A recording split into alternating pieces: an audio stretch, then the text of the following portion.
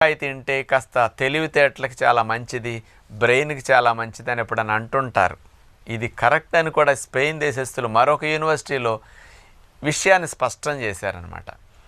బెండకాయలో ఉన్న పాలిఫినాల్స్ కానీ యాంటీ ఆక్సిడెంట్స్ కానీ ఇవన్నీ మన నరాల కణాలని, మెదడ కణజాలాన్ని అసలు ఆక్సిడేషన్ జరగకుండా, అంటే ఆక్సీకరణం జరిగి ఆక్సిడేటివ్ స్ట్రెస్ అంటారు కదా, అలాంటిది జరగకుండా ఈ మెదడు కణజాలం, నరాల కణజాలం దెబ్బతినకుండా రక్షించడానికి బెండకాయలో ఉండే కెమికల్స్ భలే ఉపయోగపడుతున్నాయి.